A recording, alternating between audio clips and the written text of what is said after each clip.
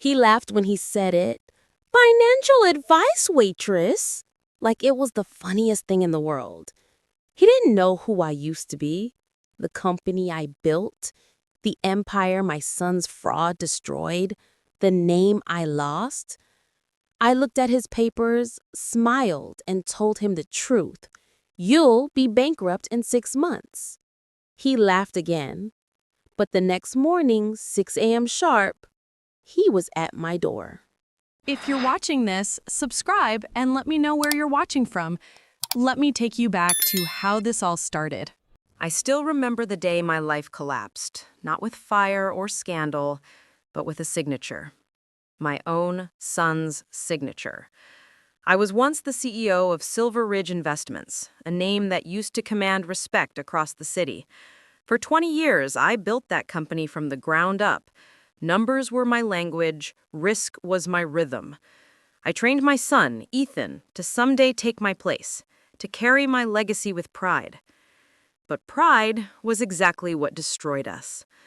Ethan wanted shortcuts, fast money and recognition. I wanted stability. He called me old-fashioned. I called him reckless. We stopped talking like mother and son and started speaking like enemies across a boardroom table. Then came the fraud, the deal he made behind my back with a shell company, the fake profits, the manipulated reports. I was too blinded by exhaustion to see it in time. When the SEC came knocking, they didn't see a brilliant young man's mistake. They saw my signature on the approvals.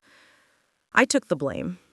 I thought I was protecting him, but Ethan didn't protect me back. The morning the news broke, I stood outside the courthouse in a black suit that no longer fit me. Cameras flashed, reporters shouted, and all I could think was, how did I raise the man who just buried me? By nightfall, Silver Ridge was gone. My accounts frozen, my house repossessed. I went from signing million-dollar deals to standing in line for job applications that paid by the hour.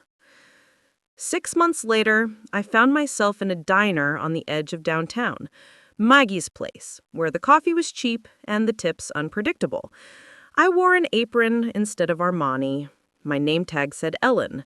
Not Miss Cartwright, not ma'am, just Ellen. People assumed I was just another tired, middle-aged waitress who'd made bad choices. And I didn't correct them. I'd learned that silence was safer than sympathy. Until he walked in. It was a Thursday morning, slow shift, rain outside. The kind of morning where the regulars nursed coffee for hours and pretended not to notice the storm. I'd just cleared table 4 when a tall man in a tailored suit entered, shaking off droplets from his jacket. His name was Nathan Cole, though I didn't know that yet. Everyone in finance did, of course. Billionaire venture capitalist, media darling. The kind of man my son had once idolized. He took a seat at the counter, ordered black coffee, and spread out a stack of documents right in front of the register. Balance sheets, investment plans, the kind of thing I used to live and breathe. I caught a glimpse. Instinctively, my brain began analyzing. Old habits die hard. The numbers didn't look right. Cash flow projections that made no sense. Risk ratios too high. The kind of arrogance only someone untouchable could have. He noticed me staring. "See something interesting, waitress?" His voice was smooth, smug. I smiled politely. "Sorry, sir, just recognizing the format." "Oh?" He leaned back, amused. "You know finance?" I nodded once. "A little."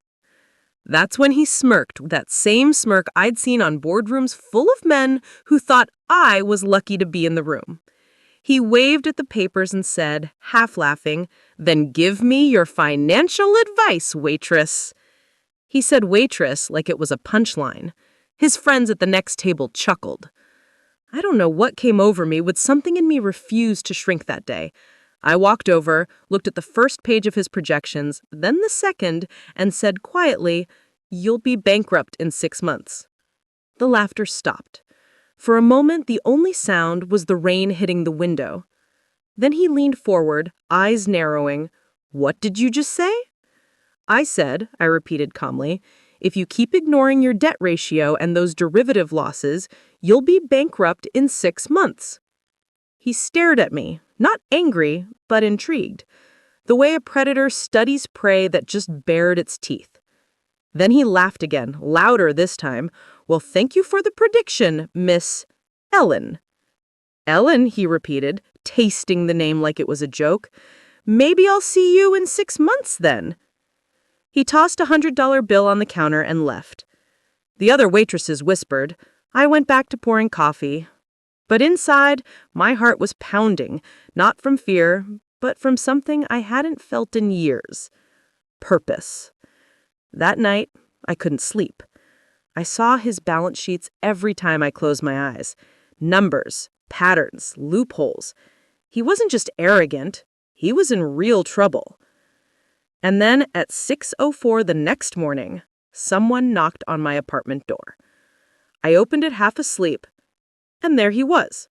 Nathan Cole, billionaire, standing in the rain with the same papers in his hand. He said, "I need you to explain everything." When I saw Nathan Cole standing at my door the next morning, I thought I was still dreaming. The rain had followed him, his expensive suit soaked at the edges, tie loosened, hair slicked against his forehead. He looked less like a billionaire and more like a man haunted by something he couldn't quite name. He didn't wait for an invitation. He stepped inside, dripping water onto my worn-out carpet, and set the folder of papers on my kitchen table. "Explain," he said. That one word, sharp, commanding, used to terrify people in boardrooms. But not me. Not anymore. "Coffee?" I asked.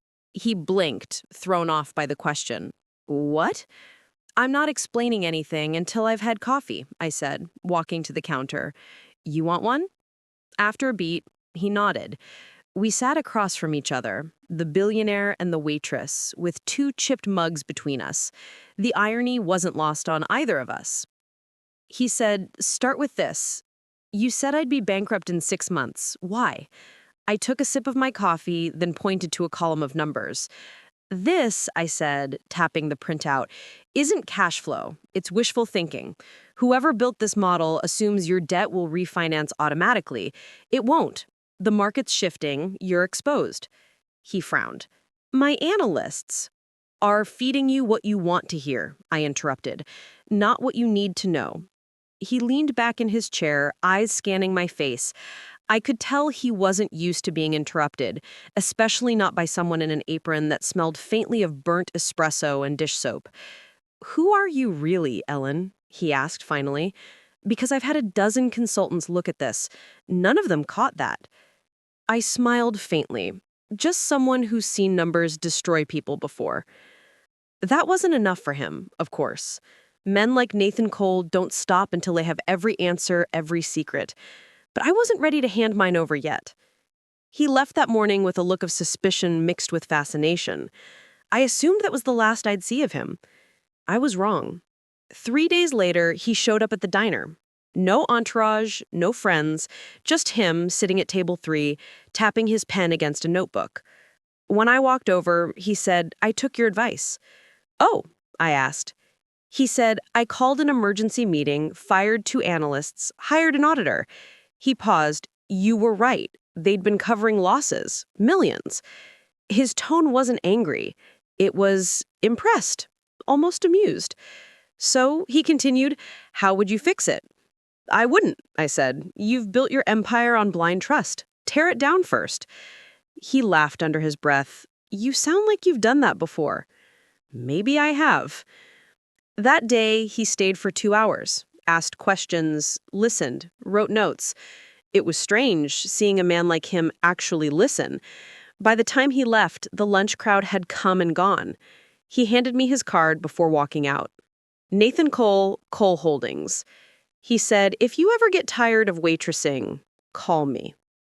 I stared at the card for a long time after he left. It felt like temptation, shiny, dangerous, and wrapped in opportunity. I didn't call him, but he kept coming back. Every few days, sometimes to ask questions, sometimes just to talk. He told me about his empire, tech startups, real estate investments, political donors, the kind of web where power replaced loyalty. He told me about his wife, who left after his second scandal. And somewhere between his stories and my silence, a strange friendship began to form. He started calling me his waitress consultant. I pretended to roll my eyes, but part of me liked the title. Until one night, he crossed a line. It was late, the diner was closing. He'd stayed until everyone else left, scribbling numbers on napkins. Then he looked up and said softly, "You're wasted here, Ellen. Whatever you ran from, you're better than this." The words hit harder than I expected, because he was right. I wasn't just a waitress. I was the woman who once managed $400 million in assets, and yet here I was, pouring coffee, hiding from the world I built and lost. "I'm not running," I said quietly. "Then prove it," he challenged. "Come to my office tomorrow, just for a day. I'll pay you 10 times what you make here." I hesitated. My instinct screamed no. Getting involved with men like Nathan Cole is how I'd lost everything in the first place. But there was something different about this. About him. He wasn't flirting or manipulating. He was testing me. Fine," I said finally. "One day." He smiled, stood, and left a $100 bill on the counter like always. That night, I sat awake staring at his business card on my nightstand.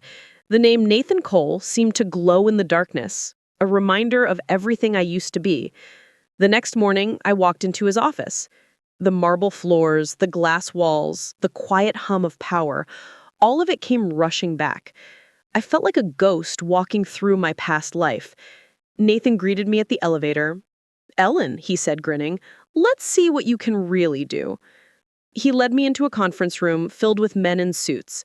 They looked me up and down, judging the plain dress, the lack of jewelry, the cheap shoes. "This is my new consultant," Nathan said. "She's going to tell us what's wrong with our projections." They chuckled. One of them whispered something that made another smirk. It was déjà vu. The same looks, the same arrogance, the same disbelief. But this time, I wasn't their equal trying to prove myself. This time, I was their judge. I took the seat at the head of the table, picked up a pen, and started marking through their numbers like I owned the place. Within 10 minutes, the room was silent. When I finished, I looked up and said, "If you don't restructure within 60 days, your liquidity collapse will start at the top, not the bottom. You'll implode before Q4. No one spoke, not even Nathan. Finally, one of them said, "How could you possibly?" Nathan raised his hand to silence him. He was smiling, not mockingly this time, but with something that looked like respect. "Gentlemen," he said, "I think our waitress just saved us." I should have felt victorious, but instead all I felt was haunted, because for the first time in years, I'd seen that same look in Nathan's eyes, the one my son used to have, the mix of admiration and danger. And I knew that whatever game I'd just stepped into, it was far from over. The next morning, I told myself I wouldn't go back.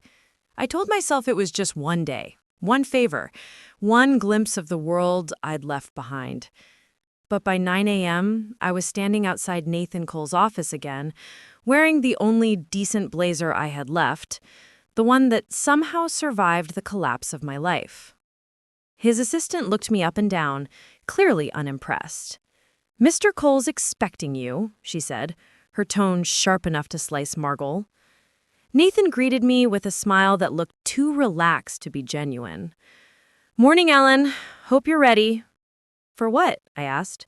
He handed me a folder thick with financial statements. A test. Of what? He leaned against his desk, arms crossed. "Trust." I frowned. "Trust?" He nodded. "I want to see if I can trust your instincts. I'll pay you for the day. You find one mistake, one lie, one thing my team is hiding from me." I almost laughed. "That's not analysis. That's surgery." "Then start cutting." There was something in his voice, curiosity laced with challenge. I opened the folder and began reading. Within minutes, I saw the cracks.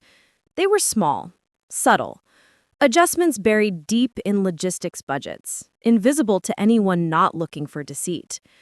But I've been trained by betrayal. My eyes went straight to the lies.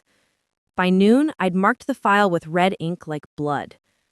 When Nathan returned from a meeting, I handed him the folder. You've got at least 2 people double reporting assets, and this, I pointed to a section, isn't just creative accounting, it's deliberate. He stared at me for a long moment. Names? I hesitated. You won't like them. I already don't. I turned the pages toward him and pointed. Your CFO and your general counsel.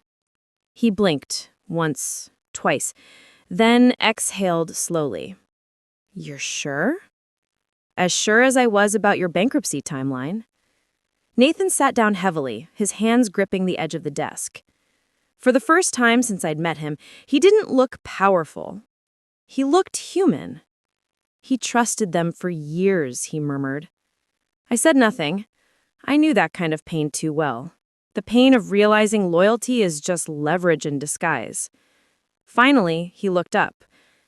I need to understand how you see this so clearly. It's simple, I said. Numbers don't lie. People do. You talk like someone who's been lied to a lot. I met his gaze. You have no idea. Something changed in his eyes then. A flicker of understanding or maybe recognition. After that day, things escalated quickly. Nathan offered me a consulting position. Temporary, off the record. He said it was because he couldn't trust anyone else. I knew better. He wanted to keep me close, to figure me out. And maybe in some way, I wanted that too.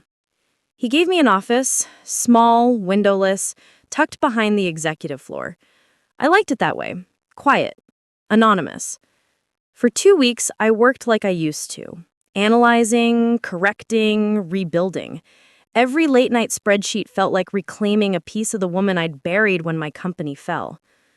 But with every success, Nathan grew more interested, not just in my work, but in me. He'd stop by my office with coffee, asking questions that had nothing to do with finance. Where'd you learn to read numbers like that? What's the worst lie someone's told you? Why do you hide your eyes when you talk about your past? I deflected every time. The truth was a wound that still bled when touched.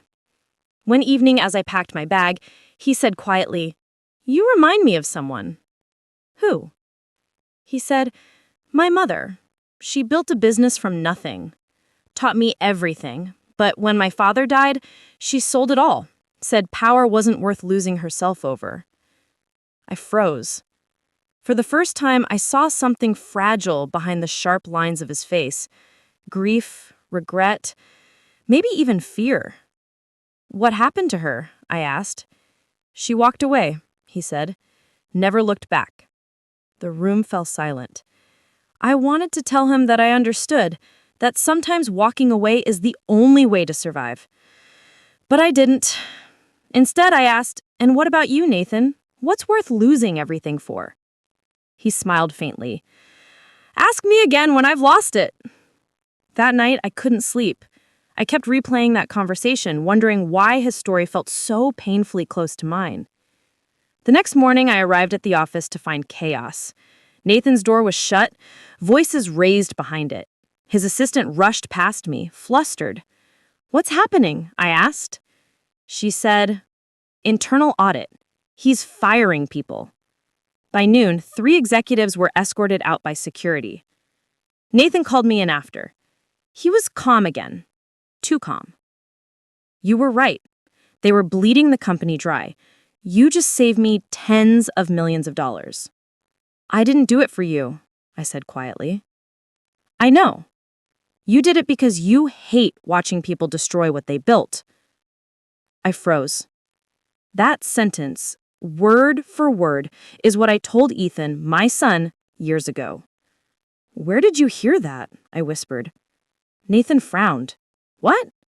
"Those exact words." He blinked, confused. "Nowhere, it just came out." My stomach twisted. There was something uncanny about the whole thing. The phrasing, the timing, even the way he said it, like an echo from my past. I gathered my things and left early that day, shaken. That night, I dug through old files I'd kept in a box under my bed, press clippings, emails, old business cards, and there it was. A headline from years ago. Silver Ridge Investments falls amid fraud scandal. CEO Ellen Cartwright resigns. Right below it, a small note scribbled in Ethan's handwriting. Cole Holdings, potential buyer. Nathan Cole. The man who was about to acquire my destroyed company was the same man now sitting across from me every day. My pulse thundered in my ears. I finally understood. This wasn't coincidence. Nathan hadn't met me by accident. He'd been looking for me. That night, I sat at my small kitchen table, the article spread in front of me, my tea gone cold hours ago. Cole Holdings, potential buyer. It stared back like a ghost from a grave I'd already dug. Nathan Cole wasn't just some random billionaire who wandered into my diner. He was there when my world collapsed. And suddenly, every moment between us, every glance, every question, every unexpected coincidence took on a new, darker meaning. Was I helping him or walking straight into a trap? The next morning, I arrived at the office early. The sky outside was still gray, the city half asleep. I waited in his glass-walled office, the file open on his desk. When Nathan walked in, coffee in hand, he froze. "Ellen, you're early." "We need to talk," I said. His brow furrowed, but he shut the door. "What's wrong?" I slid the newspaper clipping across the desk. "You tell me." He looked down, his jaw tightened. "Where did you get this? Answer the question." He stayed silent. The silence stretched so long it became its own kind of confession. Finally, he said quietly, "I knew who you were." My stomach sank. "From the beginning?" He nodded. "The night at the diner, when you corrected my numbers, I remembered your name. Ellen Cartwright, the woman who built Silver Ridge Investments from nothing. I did my internship there when I was 22. I blinked. "You what?" "You wouldn't remember me," he said, almost smiling. "You were the untouchable CEO. I was just a kid in the corner office, fetching coffee and dreaming of being you." I felt dizzy. So this, all of it, was some kind of experiment? Pity project? His expression hardened. No, it was respect. "Respect?" I laughed bitterly. "You lied to me." He didn't lie. I just didn't tell you what I already knew, which is a lie by omission. "Ellen," his voice softened. "I didn't bring you here to humiliate you. I brought you here because I needed you. You saw through the deception faster than my entire board. You saved my company. I thought, maybe if I could convince you to come back into the world you built, you'd see you still belong here." My hands trembled, but I clenched them into fists. I don't belong anywhere near that world anymore. He frowned. "Why?" "Because it killed me." The words hung between us, heavy, sharp, final. Nathan looked like he wanted to argue, but I kept talking, my voice low, my control cracking. "My own son, Ethan, he's the one who falsified the reports that destroyed everything, my company, my name, my life. And you, your firm, helped buy the remains." His eyes widened. "Ethan Cartwright was your son?" "Yes," I bit the word out. "And when the investigators came, he vanished. Everyone thought I was protecting him, but I wasn't. I was protecting what was left of my soul." Nathan sank into his chair, stunned. "I didn't know." I laughed bitterly. "Of course you didn't. Nobody ever does. They just see the headlines. The fall of Ellen Cartwright, greedy CEO, too blind to see her own failure. Silence again. Then Nathan said quietly, "You were my hero once." I froze. He said, "I used to study your decisions, your interviews. I built my first fund based on your models. And when I heard what happened, I thought, no one that smart could have missed the signs. It didn't make sense." It didn't, until it did. He looked at me, not with judgment, but something like sadness. "Then why didn't you fight? Why disappear into a diner?" "Because fighting means being seen, and I couldn't stand to see myself." He leaned forward. "You can fight now. You can help me rebuild what's left, this time the right way." I wanted to say no, to walk away, but something inside me, something I thought was dead, flickered. Maybe this was my chance to rewrite my story. Still, I couldn't trust him. Not yet. I stood. "If I help you," I said slowly, "you tell me everything. Every deal, every lie you've covered up, every truth you've hidden. No more secrets." He nodded. Agreed.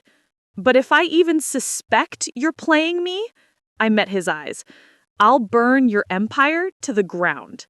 Nathan's smile returned, sharp and dangerous. Now that's the Ellen Cartwright I remember. Over the next few days, we worked side by side, rebuilding his company's foundation. But under the surface, there was tension, attraction, and unspoken history. Every time he leaned over my desk to explain a number, I could smell his cologne, could feel the heat of proximity. And every time I caught him watching me, I wondered if he was analyzing me the same way I analyze numbers, looking for cracks, weaknesses, lies. One evening, after everyone had left, I found a locked drawer in his office half open. Inside was a single manila folder labeled Silver Ridge 2019. My breath caught. I pulled it out slowly, hands trembling. Inside were acquisition reports, emails, contracts, and a letter. It was from my son, Ethan. "Mr. Cole, I know my mother won't forgive me, but she deserves better than what's about to happen. If you're going to take Silver Ridge, do it clean. Don't let them destroy her name. EC." I stared at the paper, the words swimming.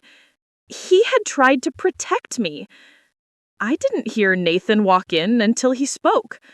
"I was going to tell you." I turned furious. "You had this the entire time?"